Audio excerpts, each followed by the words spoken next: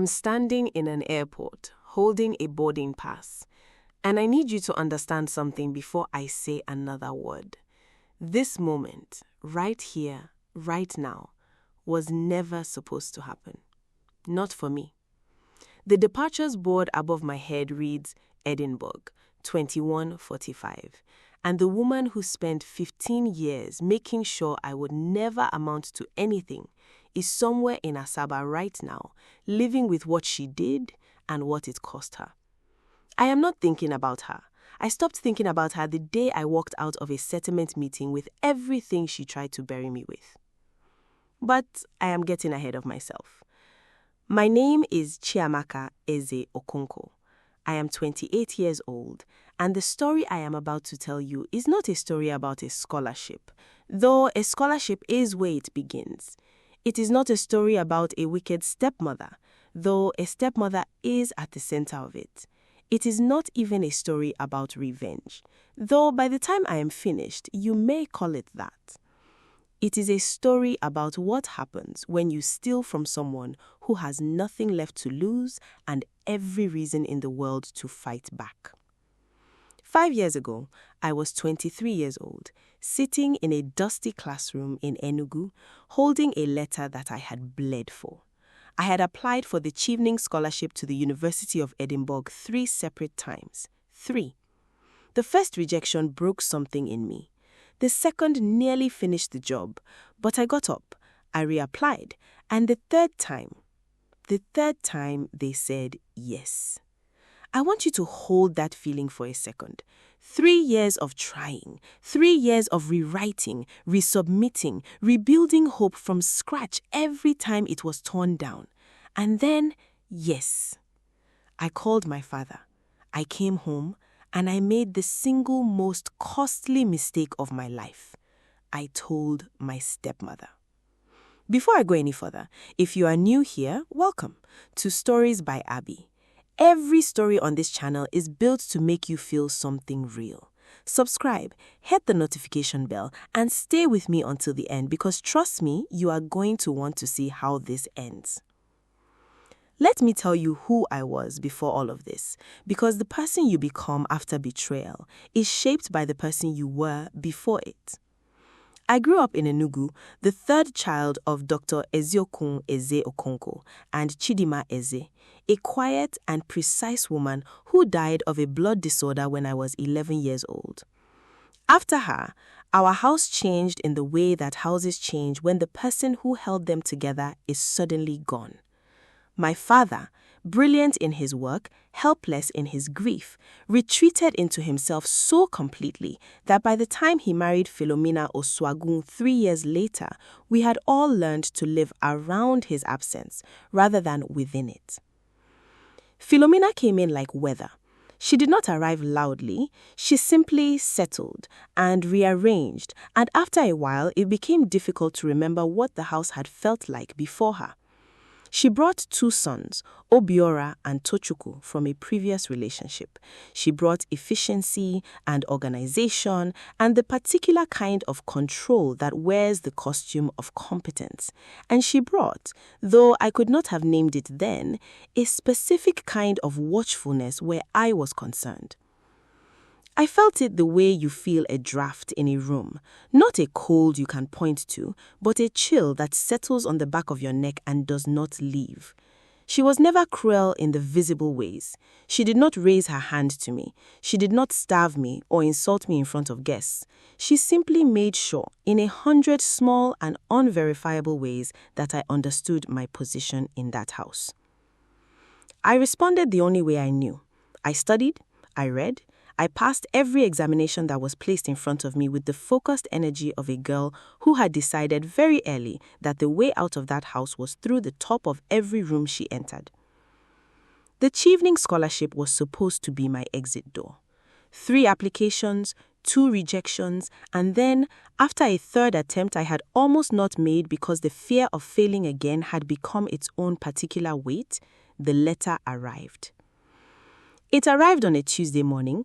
I was in a borrowed classroom at the University of Nigeria Enugu campus. I read it once, then twice, then a third time before my hands stopped shaking. And then I called my father. My father picked up on the third ring, which already surprised me. He had been spending most of his time in Asaba by then, at the second house Philomena had convinced him to buy because it was said closer to her people. Papa, I got the scholarship. Which scholarship? Chevening, London, University of Edinburgh, Papa, full funding, 2 years. Ah! A pause. The kind of pause that has already decided what it is going to say before it speaks. That is good, Ni. Very good. Tell your stepmother. She will help with the paperwork. He hung up before I could say another word. I held the phone in my hand for a long moment after that. Something about those instructions sat wrong in my chest. Tell your stepmother. Like a door that fits its frame almost perfectly but catches just slightly every time you try to open it. But I was 23 and electric with hope, and I told myself I was being unfair. Philomena was organized, she knew people. If anyone could navigate the certification process in time, it was her. So I went home. The compound was quiet when I arrived that Friday evening, the lazy, weekend quiet that large houses get when the man who anchors them is absent. Obiora and Tochukwu were in the yard, their football sending small clouds of dust into the warm air. Philomena was in the parlor, a glass of zobo on the side table, a Nollywood film filling the room with its dramatic music. She looked up when I entered. She did not smile. Chiamaka, you came. Good evening, ma. I sat across from her. I showed her the letter. I watched her read it, and I watched something move behind her eyes. Not surprise, not joy on my behalf, something quieter and more deliberate than either of those things. A calculation. This is good, she said, handing the phone back. They need the documents within 3 weeks. My NYSC certificate, certified transcripts, bank statements, letters of recommendation. I know what they need, she said, cutting me off cleanly. Your father has a contact in Abuja who processes certifications quickly. Leave everything with me. 5 words. Leave everything with me.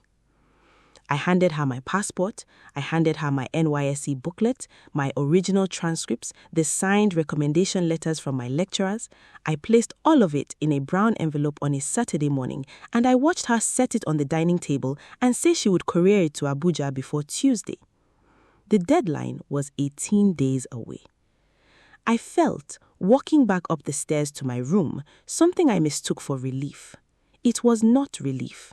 It was the feeling of walking into a room whose floor has already given way. You just don't know it yet. The first week she was reassuring. When I asked for updates, she spoke with the calm authority of someone who has everything under control. The Abuja contact was processing, the notary was booked, she had called the university registrar's office herself. The second week she was slightly less available. She was busy. When I found her in the kitchen and asked again, her answer had a new quality to it. Not irritation exactly, but a faint edge, the way someone sounds when they feel a question is beneath them. By the third week, something cold had settled in my stomach. Her answers had become single sentences. Her eyes, when I raised the subject, slid away from mine just a fraction of a second too quickly. On the 26th day, I stopped waiting and called the Chevening office myself. The woman who answered was professional and kind. Those two qualities together in that particular combination are always a warning. We have no record of receiving your supporting documents, Miss Eze-Okonkwo. The deadline is in 4 days. If we do not receive them by Friday, your application cannot proceed. I stood in the corridor outside our kitchen and felt the floor do what I had feared it would. I called my father immediately. He was in Abuja. He said he would speak to Wuyintoni. He sometimes called her that, her first name, in the moments when he was trying to present their marriage as something functional. He called her, and then he called me back with the voice of a man who has chosen the easier version of his story. She said the contact let her down, that she did everything she could. These things happen, Chiamaka. You can apply again. Papa, next year. You will try again next year. The line went quiet. Friday came. The deadline passed. I confronted Philomena that evening.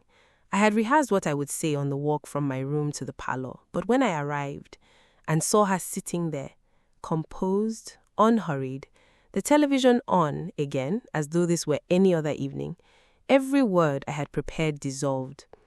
She beat me to it. She cried first, held my hands, said the contact had promised, had disappeared, had let everyone down, said she would have done anything to make sure I got that scholarship. Her voice broke on the last word. It was a masterful performance. Even knowing what I knew in my gut, watching her cry made some traitorous part of me waver. But I knew. I knew the way that women who have grown up in houses with calculating people always know. Not from evidence, not from proof, but from the accumulated weight of 1,000 small observations that never quite added up to anything you could name until the moment they suddenly did. She had done it deliberately. I just did not yet know why. I went to my room.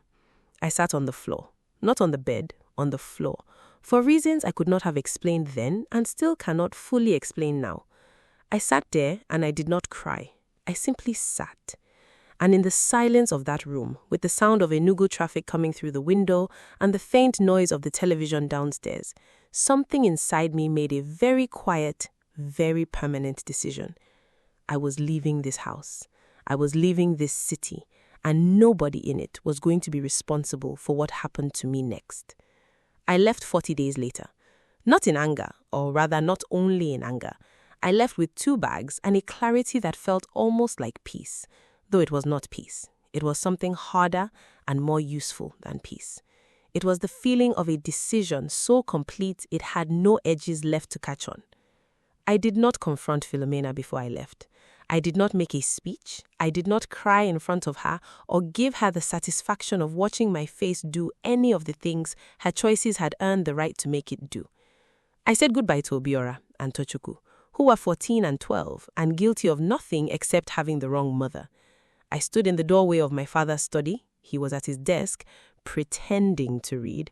And I said, "I am going to Lagos, Papa. I will call when I arrive." He nodded. He did not ask me to stay. I had not expected him to. The bus from Enugu to Lagos took 8 hours. I spent most of it looking out the window at the country moving past, the roadside sellers and the highway churches and the long flat stretches of bush that give way, slowly, to the sprawling, impossible enormity of Lagos. I had 52,000 naira in my account and the phone number of a university friend who had a spare room in Ojodu. That was all. But I also had something Philomena had not accounted for when she made her calculations, something she had perhaps never once considered, because in all the years she had watched me in that house, she had never actually seen me. She had no idea what I was capable of when I had nothing left to protect. This is the part people always want to skip. They want the confrontation, the revelation, the moment the scales tip. I understand that, but the 5 years matter more than any single scene in this story, because the 5 years are where Chiamaka Eze-Okonkwo became the woman that nobody, not even she, had fully imagined. Lagos received me the way it receives everyone, without ceremony and without mercy. I found a single room in a flat in Ojodu, shared with 3 other women. I found a job at a logistics company in Ikeja, doing documentation and compliance work, which is perhaps the universe's idea of a joke, given what had happened to my own documents. The pay was modest, the hours were long. I was grateful for both, because modest pay and long hours leave very little space for the kind of grief that can swallow you whole if you let it breathe. I did not let it breathe. Yet too, a partial scholarship to a short course at the Pan-Atlantic University in Lagos, Business and Project Management. I took it because it was available and because I had learned the hard way that waiting for the perfect opportunity is how you end up watching perfect opportunities be handed to other people. Year 3, I joined an NGO working on educational access for girls across Anambra and Delta states. It was not what I had planned, but there is something that happens when you give your energy to a cause that is larger than your own pain. It does not erase the pain, but it puts it in a different relationship to you. The pain becomes something you carry instead of something that carries you. That same year, I was sent to represent the NGO at a regional conference in Accra. I stood at a podium in a hotel conference room and spoke about documentation barriers facing girls in rural communities. And in the back of my mind, even as I spoke, I thought, I know what it is to have your documents disappear. I know it more personally than anyone in this room. That was where I met Kunle Adeyemi. He had wandered into the wrong session. He was a conflict resolution consultant, attending a different conference in the same hotel.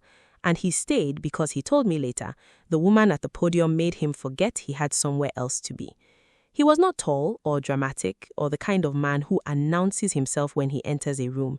He was medium height, with the patient, unhurried eyes of someone who has spent years listening to stories more complicated than his own. He asked me a question after my presentation, a good question, the kind that tells you something about the person asking it. And we talked for an hour in the hotel corridor while the next session started without either of us. We were married 18 months later. I am telling you about Kunle not because he saved me, he did not save me, I had already saved myself, but because he gave me something that nobody else had thought to give me in those 5 years. He had a way, whenever I would surface from old anger and start spinning in it, of asking very quietly, what do you want to happen next? Not what she deserved, not what should be done to her, what did I want to happen next? It was a small question. It took me a very long time to answer it honestly, but the answer, when it finally came, surprised me with how precise it was. I did not want Philomena to suffer. I wanted what had been taken from me. I wanted it back, every piece of it. I just did not yet know that what had been taken was far more than a scholarship. It was a Tuesday evening in April. I noticed now that the significant moments of my life seemed to drawn to Tuesdays, as though that particular day of the week has made some private arrangement with my fate. I was in the kitchen making egusi soup. Kunle was in the next room. The flat smelled of crayfish and palm oil, and the particular domestic warmth of a life that is small but genuinely yours. My phone was on the counter, and when it buzzed, I glanced at it the way you glance at things when your hands are occupied, without full attention. Then I saw the number. An Asaba code, a number I had not seen in years. I wiped my hands. I picked up. Sister Chiamaka. The voice was deep in a way that startled me. Obiora, the boy who had been playing football in the yard the day I came home with my letter, was now a young man of 20, and his voice had completed the journey without me. Obiora, is everything? Mama is in the hospital. She collapsed at Ogboegonogo Market yesterday. Her heart. Papa is in Kaduna and nobody can reach him. Tochukwu is in school in Auka. I am here alone and I don't... He stopped. I heard him pull in a breath. I didn't know who else to call. I stood very still in my kitchen. The egusi was still on the fire. Kunle appeared in the doorway and read my face the way he has always been able to read my face, without words, without a question, already moving toward his car keys. We arrived in Asaba the following afternoon. Philomena was in a bed in the cardiac observation ward of Asaba Specialist Hospital, connected to a monitor that counted her heartbeats with indifferent precision. She had lost weight. Her hands folded on the thin hospital blanket were the hands of a woman who had been reduced. Not broken, not finished, but reduced. She looked small. That was the thing that struck me first and would not leave me alone. Philomena Oswagun, who had filled every room she entered with the presence of someone who expected the room to rearrange itself around her. She looked small. I sat down beside her bed. I did not know yet what was about to happen. I did not know that the next 24 hours would rearrange everything I thought I understood about the past 5 years. I just knew that Obiora had called me because there was nobody else, and I was there. The confession did not come on the first day. On the first day, she slept most of the time, and when she was awake, she was quiet in the way of someone conserving something, energy or courage, or the particular kind of strength it takes to say a true thing you have been holding for years. It came on the second evening. Obiora had gone to get food from a nearby buka, and for the first time since I had arrived, Philomena and I were alone in the room. She turned her head on the pillow and looked at me with eyes that had changed. I do not know how else to say it. They were the same eyes, same shape, same color, but something behind them had shifted, the way the quality of light in a room changes when a cloud moves across the sun. You did not have to come, she said. Obiora needed someone. You did not have to come, she said again. Not a contradiction, a different sentence wearing the same words. A silence. The monitor beeped. Outside the window, Asaba was making its evening sounds. Generators, distant music, the specific domestic noise of a city that does not stop for anything. I know what I did to you. I did not respond. I waited. The scholarship, the documents, I know you know it was not an accident. I have always known, I said. She closed her eyes briefly. Then, your mother, Chidima, she left something for you before she died. Her father, your grandfather, Ezugo, had gone to England in the 1970s. He built a tailoring business in Peckham. When he died in 2007, he left your mother a portion of his estate. She never touched it. She left it for you with instructions that your father was to give it to you when you turned 21 or when you left Nigeria for further study, whichever came first. The room was very still. Your father never told you. No, I said slowly, he did not. I found out after we married. I read his private papers. I am not proud of that, but I read them, and I found out about the account, and I understood what it meant. If you went to Edinburgh, you would find it, you would access it, you would become... She stopped. Become what? I asked, though some part of me already knew. Independent, untouchable, and then you would have the resources to challenge everything your father had changed in his will. He had rewritten it, Chiamaka. Everything that should have been yours, the Enugu land, the family assets, he had shifted it to me, to my boys. And I was afraid that if you had money and distance and a life of your own, you would come back and take it all apart. The silence that followed was the loudest thing I have ever heard. So you did not sabotage my scholarship because you hated me? No. You did not do it because you are afraid of me. She did not answer. She did not need to. I sat with that for a long time, longer than she perhaps expected, because the thing about a revelation like that, the thing they don't tell you, is that it doesn't make you feel better, it makes you feel something far more complicated than better. She had stolen 3 years of my life not from hatred, but from fear. And fear, in a way, is harder to be angry at than malice. You can hate a person who hates you, but a person who feared you, feared what you could become, that is a different thing entirely. I waited until I was certain my voice would carry no more than I intended it to. Where is the account information? She told me. I wrote it down. I folded the paper. I put it in my pocket, and then I stood up and I left the room to call Kunle. There was work to do. I want to tell you something before I tell you what I did next. There is a particular kind of discomfort that appears on people's faces when a woman who has been wronged responds with precision rather than tears. As though grief is the only acceptable proof of damage. As though a woman who has been robbed is only sympathetic if she collapses rather than acts.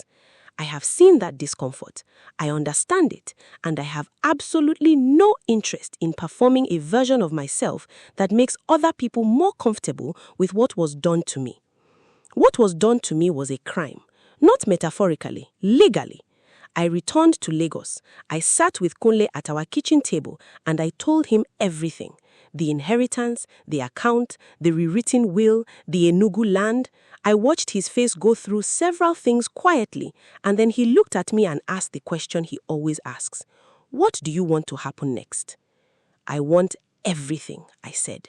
I want everything that was taken from me. The first call I made was to a solicitor in London, a woman named Adoa Mensah Kwanzaa, recommended through my NGO legal network. Sharp, thorough, the kind of professional who asks the right questions in exactly the right order. I explained the dormant account, the grandfather's bequest, the custodial arrangement my father had signed and never honored. What you are describing, she said after a careful silence, is a breach of fiduciary duty. Depending on how the funds were handled over 11 years, it may also constitute fraud. Send me every document you can access. We begin immediately. I sent everything that night. The second call was to Barrister Nnamdi Ihejirika in Enugu, a family law specialist I had met through a NGO workshop 2 years earlier. I laid out the full picture, the original will, the revised version my father had signed in 2019, removing me from a beneficiary, the Asaba property purchased at Philomena's direction, the family land in Enugu that should, by every right of tradition and law, have passed to the first child. That first child was me. Barrister Ihejirika listened without interrupting. When he finished, he set down his pen and looked at me. She convinced him to remove you entirely? Entirely. And you have the original will? I opened my bag and placed it on his desk. My mother had made a copy before she died and filed it among her private papers. A foresight of a woman who understood, as careful women often do, that paper outlasts people and that the truth sometimes needs a witness beyond memory. "Give me 6 weeks," he said. It took 8 months. My father's lawyers were expensive and confident, the kind of Lagos legal team whose self-assurance is its own billing strategy. But confidence, it turns out, is a poor substitute for evidence, and evidence was the one thing I had in abundance. The detail that broke my father, the detail that made his legal team very interested in settlement, was not the account, it was not the revised will, it was a text message. Obiora found it. I did not ask him to look. He had been living with the guilt of what had happened, living with it quietly in the way that children of people who do wrong things sometimes carry the weight of those things without having the language to say so. One evening, he called me and spoke very softly. "Sister Chiamaka, I found something on Mama's old phone. She did not delete it. I think you should see it." It was a message from Philomena to my father, dated 11 days before my chevening deadline. 11 days, when she still had time to submit everything and chose not to. It read, "Don't worry, I have her documents. She won't make the submission. By the time she finds out, it will be finished." My father had replied with a single word, "Good." I read that word 3 times. I had spent 5 years telling myself perhaps he was simply weak. Perhaps he had been manipulated, misled, kept in the dark. That single word ended every version of that story. He had known. He approved. He said good. I forwarded the screenshot to both lawyers without a word of commentary. None was needed. The settlement came 4 months later. My father could not afford a public case. He was a man of standing, church on Sundays, his name known in Enugu business circles.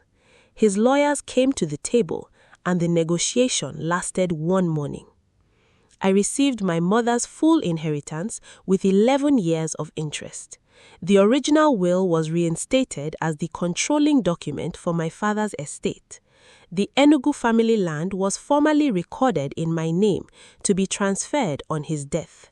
And there was an additional sum, substantial, and I will not insult the gravity of it by naming a number, for what Barrister Ihejirika described in the settlement agreement as documented suppression of a named beneficiary's rights across more than a decade. Philomena called me 3 times the week the settlement was signed. I did not pick up. I blocked the number after the 3rd call. She had had her moment of honesty in that hospital room, and it had lasted exactly as long as it needed to serve her. I did not hate her. Hate requires ongoing maintenance, and I had better uses for my energy. but there was nothing she could say to me from the other side of what she had done that I had any interest in hearing. Some doors, once you close them with both hands, and you do not look back. And so I come back to where I started. Murtala Mohammed International Airport, Lagos. The departures hall. The board that reads Edinburgh, 21:45. The boarding pass in my hand that I earned in a way that has nothing to do with a scholarship and everything to do with 5 years of choosing to move forward when every comfortable instinct said to stop. Kunle is standing beside me. He is wearing the expression he always wears when he is trying not to look too proud of me. That studied neutrality that fools nobody who knows his face as well as I do. "You have never actually been to Edinburgh," he says. "No, I have not." "You applied to study there." "That is not the same." He nods. He understands. He always understands. I am not going as a scholarship student. I am past that now. Past needing an institution to fund my presence anywhere in the world. I am going as a guest speaker at an international conference on girls' educational access in sub-Saharan Africa, invited because of the work I have spent 5 years building on the back of everything Philomena tried to take from me. The irony is not lost on me. The work that carried me to this airport, to this boarding pass, to this moment, it was built from the ruins of the thing she stole. She was trying to clip my wings. She ended up teaching me to build my own. My father calls occasionally, carefully, never to revisit what happened, because the settlement made that conversation unnecessary. It said, in the only language that carries real weight in our family, exactly what he had been part of and exactly what it would cost him. He asks how I am. I tell him, fine. He asks if I need anything. I say no. Both of those things are true. Obiora calls too, in a tentative way of a young man who is not sure which category I occupy in his life now. I do not discourage him. He was a child when all of this happened. He is not his mother. As for Philomena, I heard through Obiora that she has not been well. Something chronic, managed but not resolved. I received that information and I did not feel what I once thought I would feel when the scales finally shifted. I felt nothing dramatic, just a quiet acknowledgement that consequences, when they arrive, rarely look the way you imagine them. They are calling my flight. Kunle picks up my bag before I can reach for it, the small automatic gesture of a man who has been paying attention for years. It is one of my favorite things about him, that gesture, the fact that he does it without thinking. I look at the departures board one last time. Edinburgh, 21:45. 5 years ago, a woman held my entire future in a brown envelope and let the deadline pass. She was afraid of what I would become if I left. She calculated every angle, the scholarship, the inheritance, the estate. She thought she had accounted for everything. She had not accounted for me. A woman with resources, legal standing, an international platform, and absolutely nothing left to owe her. I walk through security without looking back. I never look back. If this story moved you, if any part of Chiamaka's journey felt like something you needed to hear today, please share it with someone who is fighting their own silent battle. Subscribe to Stories by Abby for new stories every week. Like this video, leave a comment below and tell me, what would you have done? Because sometimes the most powerful thing is knowing someone else refused to stay buried.